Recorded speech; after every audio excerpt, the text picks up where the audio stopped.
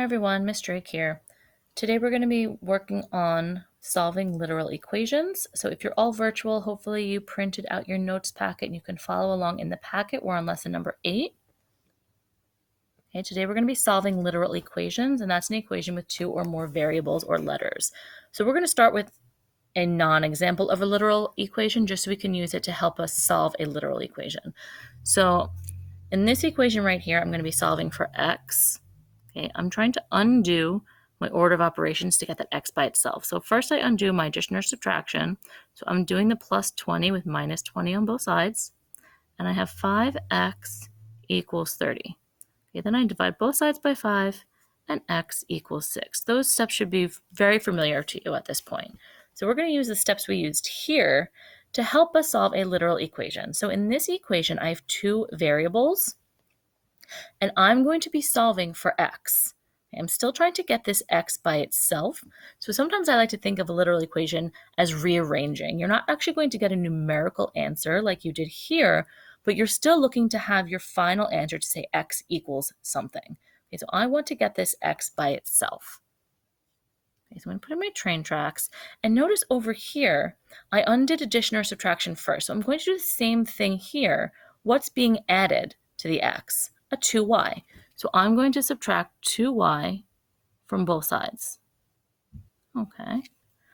Nothing different so far than what we've normally done. My plus 2y minus 2y cancel. I bring down my 5x equals, and then what is 50 minus 2y?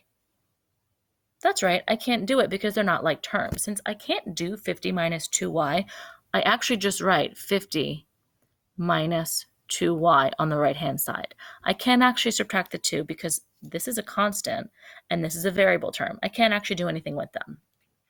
So what was my next step over here? I divided by the coefficient of 5 because 5x is really 5 times x. So I'm going to do the same step on this side, or for this equation, as I did over here. I'm going to divide by the coefficient of 5. So divide this side by 5. And now I'm going to divide this entire side by 5. So you can do one long fraction bar like this, divide by 5. Okay. Or I personally like to divide each term by 5. So instead of doing that, I'm going to write divide by 5, divide by 5. So I'm really dividing everything by 5. Okay. The 5 and the 5 cancel, so I have x equals, can I do 50 divided by 5? Yeah, it's 10.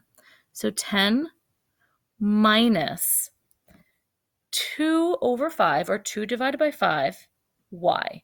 Okay, so if these are divisible, I would write the number, but since 2 is not really divisible by 5, I'm going to leave it as the fraction 2 over 5. Okay, I'm also going to show you on the calculator. If you're not sure if they're divisible or not, you can go over to Desmos.com, go to Math Tools, Scientific Calculator, and you can do 2 divided by 5 to see if it's divisible. You could put 0.4y, but in this case, we tend to stick with the fraction, which is just 2 over 5. Okay, so 10 minus 2 over 5y. And that's your answer. You can actually subtract these two things because they're not like terms. So I don't normally circle my work, but this is the final answer that I'm looking for. So I still have a y in my solution, but I isolated the x just like I did over here. Okay, let's take a look at another one. Okay, turn the page if you're following along in your note packet.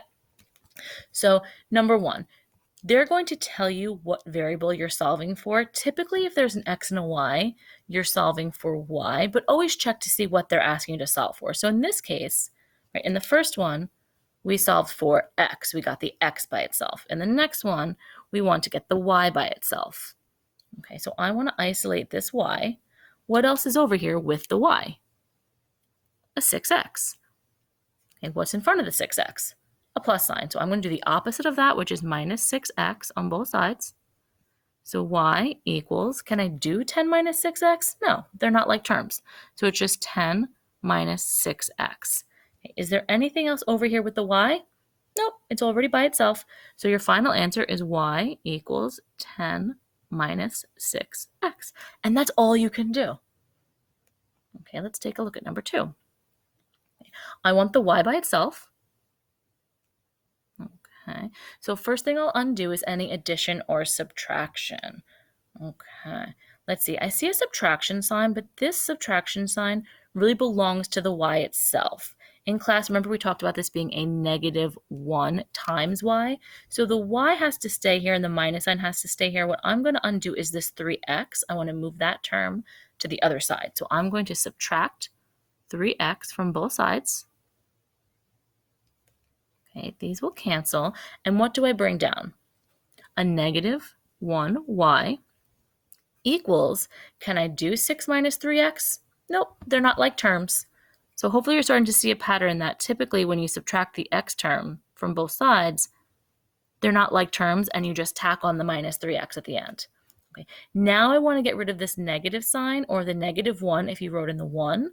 It's a coefficient, so I'm going to divide everything by -1. So I'll divide this side by -1, and I want to divide this entire side by -1. So divide by -1, divide by -1.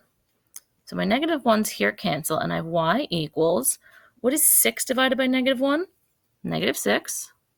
And then what is -3 divided by -1? It's a positive 3. So I'm going to write plus 3x. Let me just rewrite that a little bit neater. Y equals -6 plus 3x. And that's it. That's all you can do. Okay, let's take a look at, let's take a look at number 3. Okay, trying to get y by itself, right? This whole section says to solve for y. Okay, so first thing I want to do is move any x terms to the other side using addition or subtraction. So I'm going to move this x by subtracting x from both sides. So minus x, those cancel, and bring this whole thing down. So minus 3y equals 6 minus x, right? I couldn't subtract them because they are not alike. Now I want to get rid of this coefficient of -3, so I use division. I'm going to divide everything by 3. So -3. So divide this side by -3, and then I'll divide this by -3, and this by -3. Okay, so -3 divided by -3 cancels, and I have y equals, what is 6 divided by -3? That's a -2. And then this is a little bit tricky. I'm just going to change colors here. There's really an invisible 1 here. So it's like a -1x divided by -3. So what is -1 divided by -3? Okay. If you're not sure, you can go over to Desmos. -1 divided by -3. Okay. And I get this repeating decimal. We don't like decimals in these types of questions. We always want to use a fraction. So I'm going to convert to a fraction, and it's 1/3. Okay, so -1 divided by -3 is the fraction 1/3. It's a positive, so plus 1/3 x. And that's all I can do. Y is by itself. Okay, we're going to have you try, let's see, not 4 and 5. We're going to have you guys try 1, 2, and 3 on your own. Try to get the y by itself. Okay, and send me a message if you have any questions.